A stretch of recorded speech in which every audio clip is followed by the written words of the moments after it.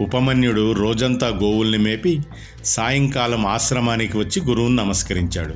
గురువు అతన్ని చూసి, నాయనా, నీవు చాలా లావుగా దృఢంగా కనిపిస్తున్నావు, ఏం తింటున్నావేంటి, ఏం తాగుతున్నావు అని ప్రశ్నించాడు.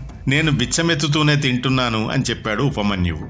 ఇక్కడ మనకు సందేహం వస్తుంది, వీళ్ళకి పొలం ఉంది, అంతా ఉంది, భిక్షమెత్తుకోవాల్సిన పనేంటి అని.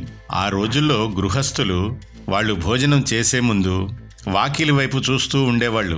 ఎవరైనా సాధులు సంతులు వస్తారేమో, మనం వండుకున్నది వాళ్ళకి పెట్టి తర్వాత మనం తిందాము అనేటటువంటి ఆశతో. అంటే గృహస్థులు రోజు ఎవరో ఒకరికి భోజనం ఇవ్వకుండా వాళ్ళు భుజించేవాళ్ళు కాదు. ఆ రోజులు అలా ఉండేవి. అయితే వాళ్లను కృతార్థుల్ని చేయటం కోసం, ఆ గృహస్థుల్నికి పుణ్యం రావటం కోసమే, అవసరం లేకపోయినా ఈ యొక్క మహర్షుల శిష్యులు ఆ గృహస్థుల దగ్గరికి వెళ్ళి వాళ్ళు ఇచ్చినటువంటి భిక్షను తెచ్చేవాళ్ళు.